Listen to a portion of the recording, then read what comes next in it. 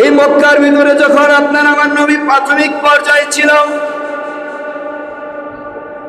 প্রাথমিক পর্যায়ে যখন আপনার আমার নবী এই মক্কার ভিতরে ছিল, মুহতারাম হাজরিন ভালো করে বুঝবেন, মক্কার ভিতরে আপনার আমার নবী যখন ছিল, কাফের বেঈমান মুশরিক তখন আল্লাহর নবী সাল্লাল্লাহু আলাইহি সাল্লামকে তেমন কিছু বলে নাই।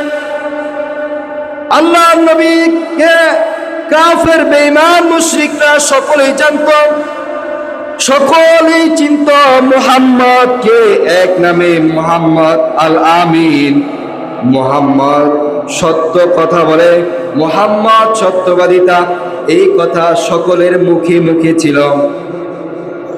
কাফেররা এটা বিশ্বাস করত যে মুহাম্মদ সাল্লাল্লাহু আলাইহি সাল্লাম যখন প্রাথমিক পর্যায়ে মক্কার ভিতরে ছিল, দাওয়াত দেওয়ার এক মুহূর্তেই কাফের বেঈমানরা মুহাম্মদ সাল্লাল্লাহু আলাইহি সাল্লামকে এটা ভাবতো যে তিনি আল আমিন, কখনো মিথ্যা কথা বলে না।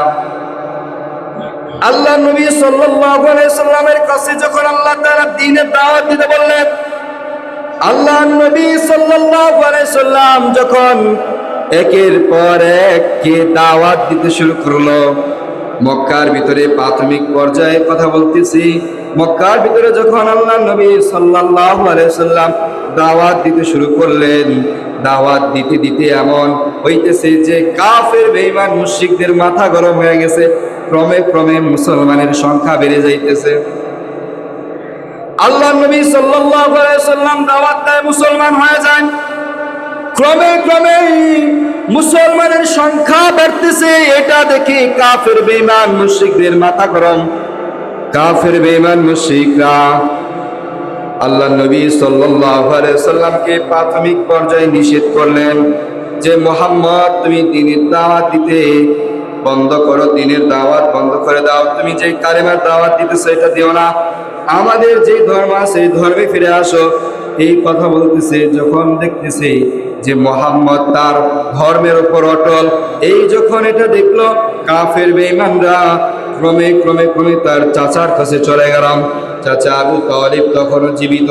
চাচার কাছে যা বলে, আবু তালিব, তোমার ভাতিজাকে নিষেধ করো, মক্কার ভিতরে যেভাবে দাওয়াত দিতে শুরু করছে, মক্কার ভিতরে যেইভাবে মানুষকে মুসলমান বানাতে শুরু করছে, এক সময় মুসলমানের সংখ্যা বেড়ে যাবে।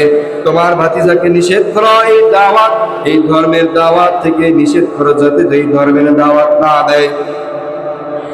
আবু তালিব চাচা রাসূল সাল্লাল্লাহু আলাইহি ওয়াসাল্লাম কে ডাকিয়া বলেন, ভাতিজা আমার, তুমি দাওয়াত দিতেছো ভালো কথা, কাফের বেঈমান মুশরিকরা তোমার পিছে লেগেছে, তুমি এই দাওয়াত থেকে ফিরে আসো। আল্লাহ নবী সাল্লাল্লাহু আলাইহি ওয়াসাল্লাম বলেন, না, আমি কোনোদিন ফিরব না।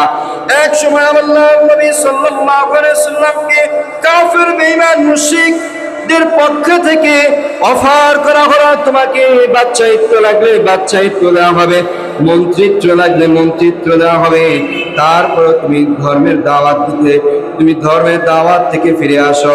আল্লাহ নবী সাল্লাল্লাহু আলাইহি ওয়াসাল্লাম বলে, তোমরা যদি আমার হাতে এক হাতে সূর্য অপর হাতে চন্দ্র এনে দাও, তারপরও আমি আমার ধর্ম থেকে এক পা পিছু সরব না। এই কথা যখন বলে দিলেন, তখন সকল কাফেরদের মাথা গরম হয়ে গেল, কোন ক্রমেই দাওয়াত বন্ধ করতে পারতেছে না, কি করবে এখন? তখন তারা সকলেই মিলে